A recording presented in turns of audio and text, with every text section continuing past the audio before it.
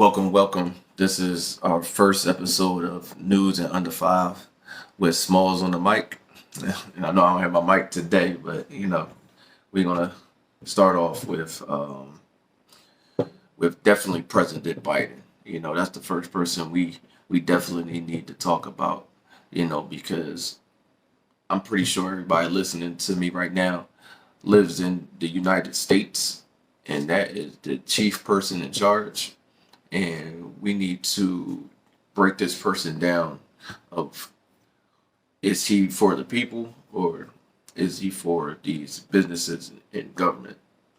Once we figure out who he's for, it's an easy determination to know if we're going to vote for him this upcoming election. Now, the first thing I want to talk about is student loans. Now, there's been a bill in circulation about student loan repayment pause. Now, what that does is that stops people from having to pay student loans at least for a time period, to get their finances together. But at the moment, it's still being extended. It constantly keeps getting extended to get that thing done. And I'm feeling like the only reason why it's getting extended is because the people who are who benefit from student loans don't want that money to stop coming in. You see what I'm saying? And that's mostly colleges.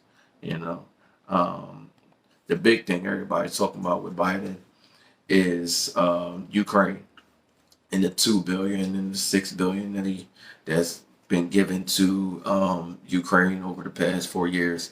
But in all honesty, if you do your research, over $32 billion has been given to Ukraine since 2014. You know what I'm saying? So, um, us having a, a strong ally, and us having a strong military presence outside the country, I'm not going to say if it's a good thing or a bad thing, but when it comes to Russia and them trying to build their own NATO, I would say at least it's practical, because if there's ever a world war, which you never know could happen, we want to be able to defend ourselves as much as we can. We look at a lot of these wars that we fight, and a lot of these wars are fought on the opponent's soil. If a war is fought on this soil, be prepared for some things that you've never seen before. You know what I'm saying? Grenades, rockets, um, crazy air. We might have to wear gas masks and all that. So I'm not gonna say I'm for Biden for this, because any president, for real, like you said, this been happening since 2014.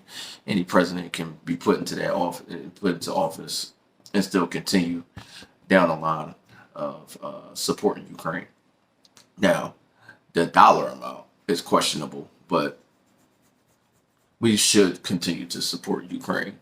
If Russia wants to build with China and Saudi Arabia and everybody, um, it's in our best interest to get that ally over there.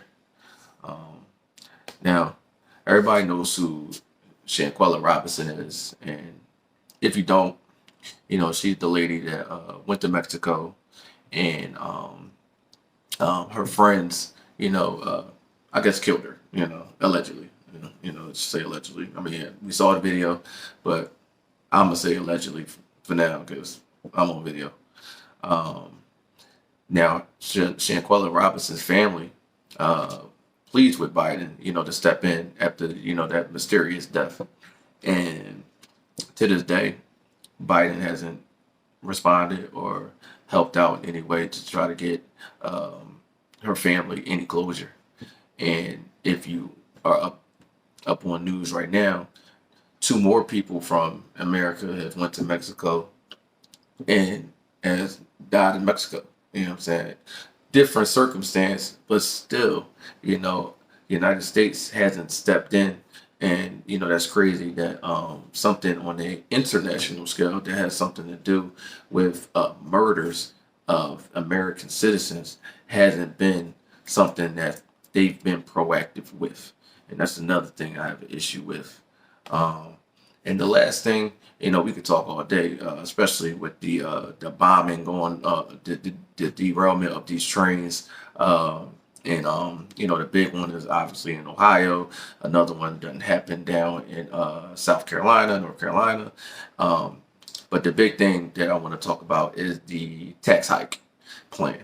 Now, the tax hike plan is pretty much a bill that they're trying to put together that's going to make regular people, what they call the middle class people, and the top businesses, their taxes are going to increase. It's they're saying it's to try to stable the economy, but I feel like if we want to stable the economy, they gave Ukraine so much money. Why don't y'all scale back on that Ukraine money and try to stable our economy first?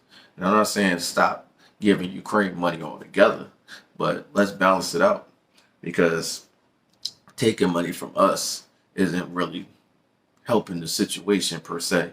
And we struggle. We already in a struggle. Like, we make like $18, $17, $16 an hour. We don't have no money as it is to spare. The spare money that we have is all we have. And we want to enjoy ourselves with that money, because 5, 6 days a week we grinding, we laboring. And we know that's what the country wants from us. They want us to constantly be working so we can be productive in the system. Now the system is fine the way it is. We just need to generate more revenue. Now, if we, like I said, we've been giving so much money to Ukraine, not even just Ukraine, we've been giving money to Canada and other countries as well, because we have bases there, and our military needs to eat, and need food and everything. So I understand the concept, but to go that drastic, knowing we have economical issues in house, we need to focus on those in as well, and stop trying to get money from us to fund things when they have the money to fund it. You know. So that's news under five. I know we went over about 2 minutes, but Biden is a serious issue when it comes to talking about the presidency and the upcoming future of our country. And at the end of the day, we all have to live here.